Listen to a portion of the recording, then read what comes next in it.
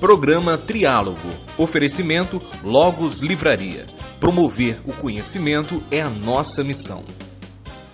Olá, esse não é um monólogo, não é um diálogo, é um triálogo. 3 pessoas trialogando sobre um assunto do seu interesse. E o assunto de hoje é o Estado Islâmico. O mundo está chocado com as ações terroristas que aconteceram na França e a gente se pergunta, será que essas ações podem chegar ao Brasil? Você já parou para pensar sobre isso? Não? Então não saia daí, porque o triálogo está começando agora!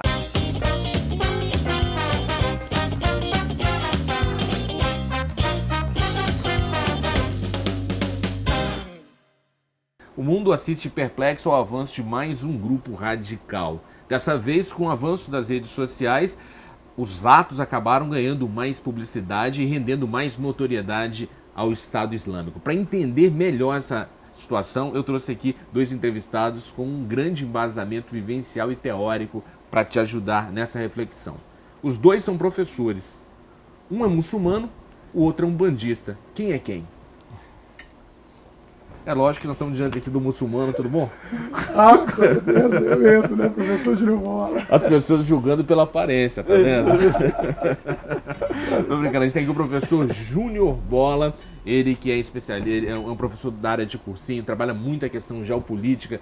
E também temos o Hadi Khalifa. O Hadi Khalifa é um muçulmano radicado no Brasil há 25 anos, professor de árabe. E hoje a gente vai começar essa conversa bem bacana com você que está em casa. Só que antes da conversa rolar entre a gente, eu gostaria que você assistisse a esse vídeo.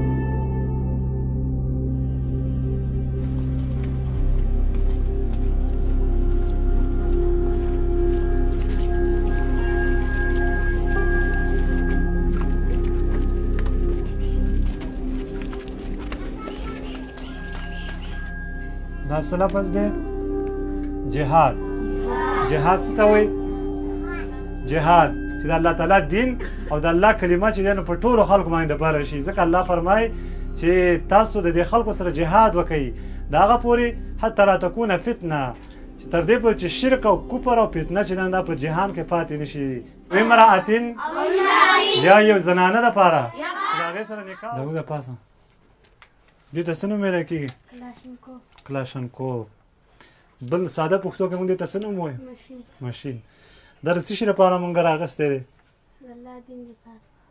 د حفاظت دپاره او د کومو خلکو سره نو په دې باندې مونږ او تاسو ولو کافر او امرأتین یا یو زنانه دپاره یتزوجها دستي ګرنیټ دستي معنی لاسي بم دا د څه شي لپاره استعمالیږي شانس دې طریقه کار ته معلوم دی کړای دا کړای ته وباسي بیا به څه کې بیا به گزاري او بیا به څه کې سم شاباس ها تکي منصور په منصور دې د څه نه مې راکې ډېرټي ته دا کوم ځای جوړه چین جوړه څو ډازې کوي شپږ کې داس چې به کوي څنګه نیسي شاباس په ولاړه ته پرې ډاز وکړه هسې ونیسه پورته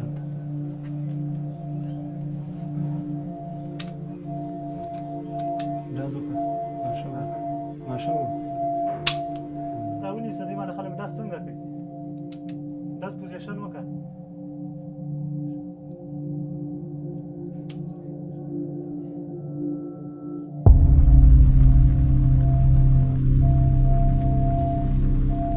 São imagens realmente chocantes, não é, professor? Não tenha Você dúvida. vê a infância sendo doutrinada por uma causa tão radical. É verdade. Na verdade, o que o mundo observa hoje é uma destruição, na verdade, do processo de infância, né, de muita gente mundo afora. Mas não só das crianças que estão sendo doutrinadas para ir para uma guerra, mas também das milhares de crianças que hoje são refugiadas e têm roubadas dela, né, a oportunidade de crescer dentro da sua cultura, de crescer dentro, né, do seu ambiente de vivência. E se a gente puxar para o Brasil também, a gente vai ver a realidade das crianças que trabalham para o tráfico, que também são treinadas para desenvolver ações semelhantes. Exatamente. uma falta de projetos, né, que na verdade poderiam estruturar e evitar que essas crianças caíssem dentro desse contexto. A pergunta que eu fiz no início do programa é o seguinte: existe risco do Brasil se tornar um alvo desses ataques terroristas? É que o problema é que o Estado Islâmico, né, ele é um grupo criminoso. Então, para eles, o que fica muito problemático é que eles estão atrás conflito, trazem confusão. Então, para eles não importa onde que está. O importante é eles criam um ódio, raiva e rancor entre os muçulmanos e cristãos, só para criar ambiente de raiva e discórdia para acabar com esse relacionamento que a gente tem entre muçulmanos e cristãos aqui no Brasil. A gente nunca teve problema com nenhum, graças a Deus, a gente, como muçulmano, há mais que 25 anos que eu frequento aqui as mesquitas aqui no Brasil, eu frequento igrejas, eu tenho muitos amigos e amizade. Já teve alguma situação de preconceito em relação à fé muçulmana nesse seu convívio aqui dentro do Brasil? Existe, as pessoas têm medo de desconhecido, uma coisa assim, mas na hora que eles conhecem, a gente tem vários momentos onde a gente, por exemplo, eu dou aula de educação religiosa e língua árabe na mesquita do estado, Mesquita Brasil, Avenida do Estado de São Paulo. A gente dava aula e ficava sábado inteiro, a partir de 9 horas até 6 horas, eu ficava lá recebendo as visitas. Aí é interessante, a gente recebe famílias, uma vez recebemos a mãe, o pai e o filho. E a primeira coisa eles falaram: será que posso entrar para visitar? Eu falei: pode, claro, isso aqui é a casa de Deus, você é criatura de Deus, então você pode entrar. Então, mas uma mulher pode entrar? Sim, a mulher pode entrar, também é criatura de Deus também, não é, isso aqui não é só para um homem. Então eles entram com aquele receio, com né? medo. Aí depois, quando a gente entrou na mesquita, aí normalmente eu trago algumas coisinhas assim, tipo um lanche natural, suco de laranja, suco de qualquer coisa, sucos dessas coisas. A gente está falando: agora a gente precisa chegar uma hora que a gente tem um pouquinho de café, vocês querem comer alguma coisa conosco? Aí eles ficam falando: Hadi, não trata nós desse jeito bem, porque senão a gente não vai sair da mesquita. Então eles quebram esse Na sua avaliação, professor, respondendo aquela primeira pergunta que a gente fez, existe algum risco para o Brasil vir a se tornar um alvo preferencial desses ataques? Olha, professor, um risco direto e iminente ele não existe, mas não podemos descartá-lo, porque como disse o professor, nós temos o Estado Islâmico, ele representa hoje, não é um grupo faccional e fácil de ser combatido dentro de um território. Ele se tornou uma hidra, onde na verdade nós temos hoje o ataque na França, ataque na Dinamarca, ataque na Bélgica, ataque já nos Estados Unidos sendo investigado dentro desse contexto e podendo, né, na verdade, se tornar algo maior, né, em caráter global. A gente vai viver no ano que vem as Olimpíadas, que reúnem todos os povos. Não seria um cenário perfeito para uma grande ação? Seria. Lembrando que, mas não é porque o Brasil é um país não desenvolvido que isso poderia acontecer. Vale a pena lembrar que em Munique, em 1972, nas Olimpíadas, ela ficou marcada exatamente por uma ação terrorista do Grupo Setembro Negro, né, contra lá os atletas israelenses. Nós tivemos problema nas Olimpíadas de Atlanta, em 96, também. Então, a Olimpíada é um ambiente propício. Você tem um mundo inteiro, todo dentro de um espaço único. Então, isso facilita qualquer tipo de ação, né? Foi o que levou, inclusive, ao problema na Olimpíada da Grécia. Todo mundo deve lembrar da Olimpíada de Atenas, que foi uma Olimpíada realizada poucos anos depois do ataque ao World Trade Center. Então, foi uma Olimpíada esvaziada pelo medo, esvaziada pelo terror, e que fez com que um dos motivos pelo qual a Grécia caísse, né, nesse ostracismo econômico que caiu, porque foi uma Olimpíada que não teve retorno. Aquilo que foi gasto para se realizar aquela Olimpíada não teve retorno algum para a Grécia, exatamente permeado pelo medo. né, que houve exatamente porque havia muita ameaça. Na época, a ameaça era os talibãs, né? A ameaça era a Al-Qaeda. Na época, a ameaça ela era uma ameaça identificada nesses grupos. E hoje nós temos um Estado Islâmico O que a gente mostra-se poderia muito forte. entender como sendo Estado Islâmico? O Estado A Islâmico... pessoa que está assistindo, ela tá vendo, lendo isso direto no noticiário, tem uma vaga noção. O que ela poderia... Como ela poderia traduzir de uma forma simples? O Estado Islâmico, né, conhecido também pela sigla ISIS, né, o Estado Islâmico, na verdade, ele tem uma formação um pouco mais recente que outros grupos conhecidos historicamente, né, pelo telespectador. O Estado Islâmico, ele é um grupo formado de dissidências, na verdade, promovidas principalmente pelas últimas ações americanas, tanto no Afeganistão quanto no Iraque.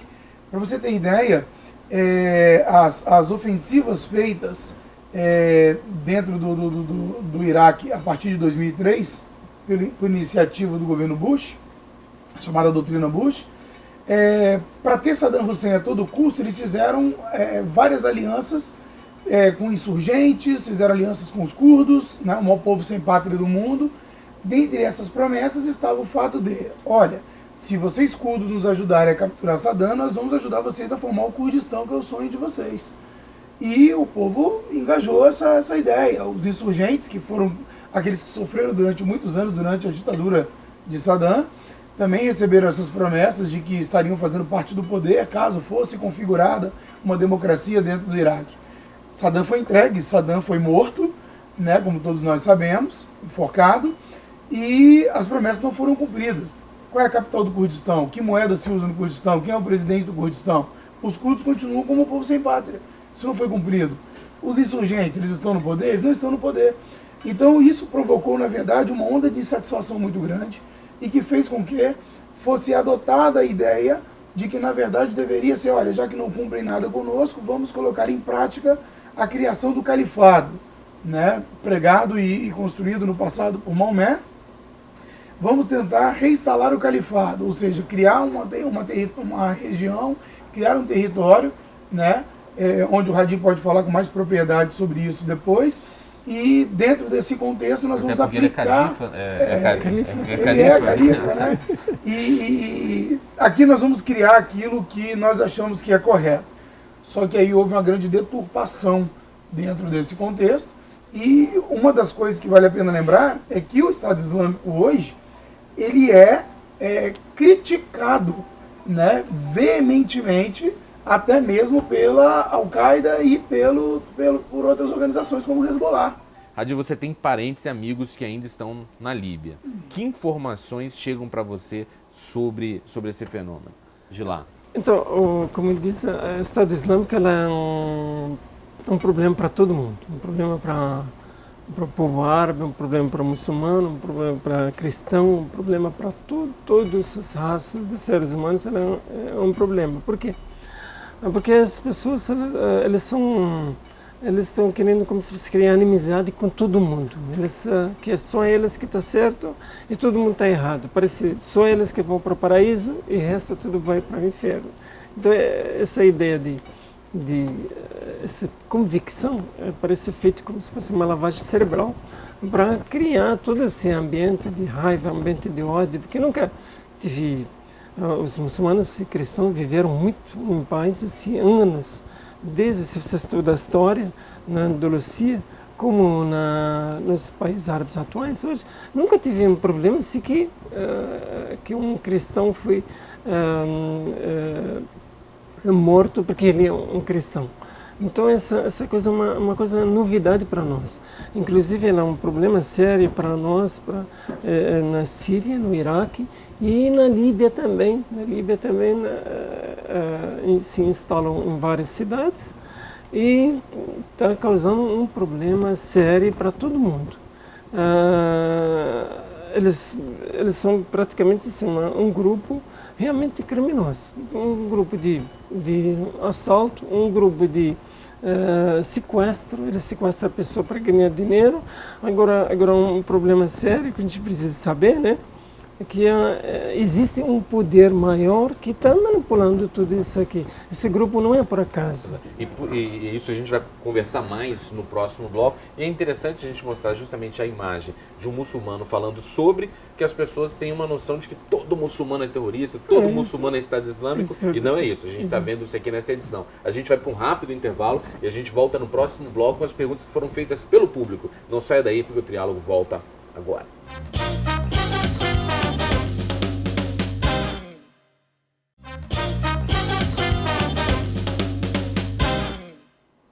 Estamos de volta com o Triálogo, que nessa edição está conversando sobre o Estado Islâmico. Para conversar sobre esse assunto, eu trouxe aqui o professor Júnior Bola, ele que é um legítimo representante da geografia política no Espírito Santo, no Brasil e no mundo. E temos também o Hadi Khalifa, ele é um muçulmano que mora há 25 anos no Brasil e está ajudando a gente a compreender esse fenômeno. E nesse bloco a gente apresenta as perguntas que foram feitas pelo público. E a primeira pergunta foi essa. Quem financia e fornece as armas para o Estado Islâmico ser o que é? Alec Mendes, Vitória. Realmente, a gente estuda um pouco ao passado, a gente veja que depois da retirada dos Estados Unidos do Iraque, soldados, ela de repente aparece misteriosamente e ela começa a ter armas. Então, as armas, elas são praticamente vêm dos Estados Unidos, porque quem forneceu aquelas armas é praticamente os Estados Unidos que forneceu essa arma.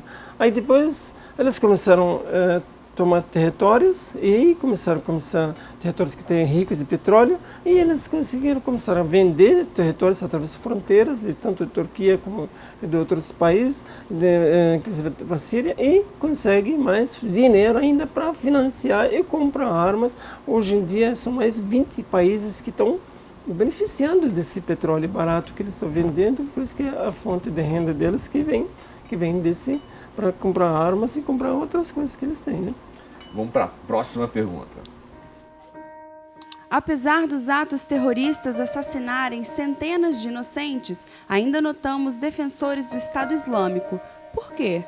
Leonardo Santos, Castelo. Olha, na verdade há uma tendência, né, direcionada no planeta. Se parar para pensar, o mundo hoje ele vive uma onda de terror que já vem se construindo há algum tempo. Né? Se você parar para pensar hoje, a nossa geração, por exemplo, a geração de 40, 50 anos de idade, ela cresceu vendo Hamas, Hezbollah, ela cresceu vendo Talibã, cresceu vendo Al-Qaeda e agora chega o Estado Islâmico. Então é como se fosse, na verdade, uma prateleira, né? Você vai tendo, na verdade, uma reposição, cada um usando sua metodologia, cada um usando as suas argumentações e defendendo algo, né, que para boa parte do mundo é legítimo e para outra parte do mundo aquilo não é, entendeu, condizente e não se torna algo legítimo. Na verdade, tirar a vida de civis não é uma exclusividade de grupos terroristas. Tá? Guerras civis fazem isso em todos os lugares do mundo. Porém, existem os defensores, que são aquelas pessoas que exatamente acham que sim, as potências capitalistas precisam realmente pagar fortemente pelos seus atos, historicamente, sendo que o civil não tem nada a ver com o processo administrativo do seu país. Tá? Então é uma forma até lastimável você ver pessoas que hoje entram, né, até nas redes sociais para poder defender, né, tentar criar um direcionamento para defender e justificar a morte de inocentes. Vamos para a próxima pergunta.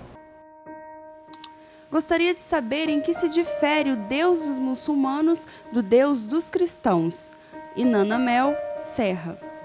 O conceito de Deus na religião islâmica, ele é um Deus soberano, Deus criador de todos e todos, único, sem parceiros, nunca gerou, não foi gerado, não tem filhos, não tem pai, não tem mãe. Então esse aqui é o conceito que difere entre o conceito de Deus na religião cristã e na religião. Então acreditamos que o Deus, Allah, ele é o criador de todos e ele o Jesus para nós, ele é um mensageiro de Deus, como o profeta Muhammad, como Moisés, como todos os outros mensageiros que apareceram na história. No que se aproxima, então? Ele perguntou no que difere. No que se aproxima o Deus cristão do Deus muçulmano? O que se aproxima é que a criação, todos somos, acreditamos que tudo foi criado por Deus. a gente tem muita coisa de aproximação assim, no sentido de poder assim, onipresente, onisciente, onipotente. Então, todas essas características existem tanto na religião cristã como na religião muçulmana. Que Deus é todo poderoso, que todo mundo, se você perguntar para qualquer cristão, ele vai falar para você que Deus é todo poderoso. Na religião islâmica também acreditamos nisso. A única coisa que é esse conceito de trindade, o conceito da filiação de Deus, que não existe na religião islâmica. A diferença está aí, então. Vamos para a próxima pergunta. Como a Guerra Fria foi responsável pela criação de grupos radicais como o Estado Islâmico e o Al-Qaeda? Marcelo Silva, Colatina. O fim da Guerra Fria deixou, na verdade, a Guerra Fria em si já gerou problemas no Afeganistão, com o surgimento dos talibãs, né, combatendo diretamente para a retirada soviética do território afegão. Mas o fim da Guerra Fria contribuiu muito mais, tá? Porque você teve, na verdade, uma continuidade das animosidades entre Estados Unidos e Rússia, certo? A gente assiste isso até no próprio cenário atual, quando Vladimir Putin continua defendendo Bashar al-Assad, mas combate o Estado Islâmico. O único pensamento em comum é o combate ao Estado Islâmico, tanto parte dos Estados Unidos quanto da Rússia. Agora, mexer na queda de Bashar al-Assad, isso é indiscutível e inegociável por parte da Rússia, certo? Então, a Rússia vive problemas internos. Chechênia, Daguestão, repúblicas islâmicas que tentam também a sua independência, também agem de forma terrorista, né, e são combatidas e massacradas pela Rússia desde 1994, ao fim do acordo da SEI. Tá? Então, o fim da Guerra Fria contribui muito mais do que a própria Guerra Fria contribuiu. Vamos para a próxima pergunta. Já viveu alguma situação de preconceito por conta da sua fé? André Torres, Vitória. Existe sempre, acho que o povo brasileiro é um povo muito acolhedor, um povo muito simpático, respeita. Acho que ele é um modelo, um laboratório de modelo para convivência religiosa assim, no mundo. Acho que o Brasil, se todo mundo respeitasse a fé dos outros igual ao Brasil, o mundo não teria tanto problemas como isso. Então, as pessoas brincam, mas não é uma coisa séria de pegar alguém para falar. Você tem pessoas que comentam esses comentários assim, acabou isso, a Al-Qaeda já foi embora, não sei o quê. Mas isso tudo é brincadeira, não é uma coisa assim de alguém ofender você ou impedir você de fazer oração. Eu acho isso no Brasil é um país fantástico assim, para tolerância religiosa. E eu agradeço, espero que Deus tenha essa misericórdia para continuar desse jeito aqui, porque essa é a única coisa que a gente tem para que a gente não caia na armadilha de criar ódio, raiva entre nós como muçulmanos e cristãos, por causa de um inimigo que é inimigo dos dois, que causando esses problemas. Inimigo comum, isso aqui, por isso que eu acho que a gente deveria trabalhar junto para a gente acabar com isso. E através disso diminuir preconceito, diminuir essa coisa. Esse aqui é o único caminho que a gente segurar as mãos junto para a gente acabar com esse mal que está um inimigo de todo mundo, não é só para nós como muçulmanos, para cristãos, para todas as raças do ser humano. Só uma curiosidade, você é professor de árabe, né? Isso.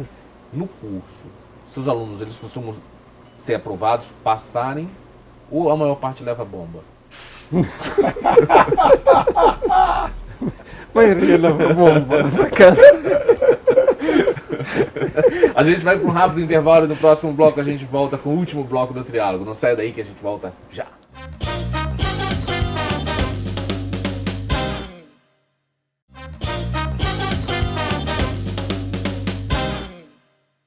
Estamos de volta com o Triálogo, que nesse bloco apresenta indicações de leitura. Você gostou do assunto, quer se aprofundar um pouco mais? A gente vai entregar para vocês boas indicações Hadi. O que você poderia indicar para uma pessoa que quer saber mais sobre essa realidade que você vivencia e vivenciou? Eu tenho um grande escritor chamado Georges Borducan. Ele é muito bom nessa área, historiador, arqueólogo e tudo mais. Ele escreveu um livro muito bom sobre a história da escravidão, chama Capitão Mouro. e O Peregrino também. Esses 2 livros eu recomendo para pessoas começar a procurar e ler bem para estabelecer a parte histórica, porque nada por acaso, tudo tem um fundamento histórico. Então, vocês, quando começar a interessar para a história, vocês conseguem aprender muito mais a respeito de o que é atual. Hadi, muito obrigado. Muito obrigado. Valeu, desculpa as brincadeiras aí. Não, tá certo? Eu agradeço vocês, agradeço o público. Espero que a qualquer momento a gente poderia... o curso de língua árabe está aberto para todo mundo. Onde que funciona o curso? O curso funciona na UFES e vocês podem entrar no site, num grupo de Face Árabe Vitória. A gente tem toda essa programação, todos esses materiais e todos os avisos para uma grande oportunidade. Professor Júnior Bola, o que você indicaria para quem está nos assistindo? Olha, como biografia, eu gosto muito de um livro paradidático, é leitura muito fácil. Ele se chama As Diversas Faces do Terrorismo. O autor é Paulo Sutti e a editora Arbra. É um livro muito bom que ele dá um embasamento a você poder saber a origem, né, de cada grupo, como que isso na verdade surge, por que acontecem. E ele quebra um pouco exatamente essa ideia de que o terror é gratuito, né, de que o terror na verdade acontece de uma forma simples e simplória. Então você tem que entender, você vai aprender lá que não são só os islâmicos que têm grupos terroristas, você vai aprender que na América Latina, aqui na Europa, sempre tiveram grupos como Baden-Meinhof na Alemanha, né, e por aí vai. Então é importante, eu acho um livro muito importante, e alguns filmes, né, o próprio Senhor das Armas, como eu falei aqui com o Nicolas Cage, é um filme muito importante que dá a você uma noção, né, de que para que alguém atire e mate é necessário que alguém forneça aquilo.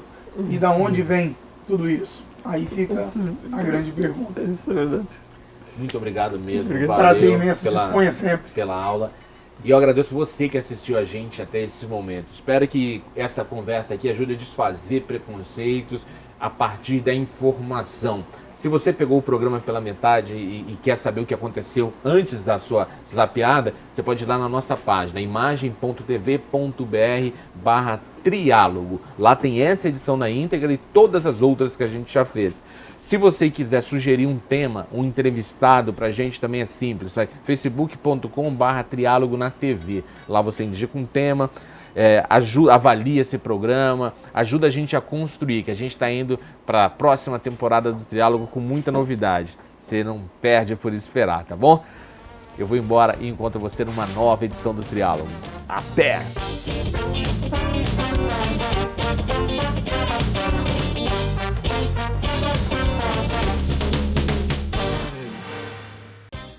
Programa Triálogo. Oferecimento Logos Livraria. Promover o conhecimento é a nossa missão.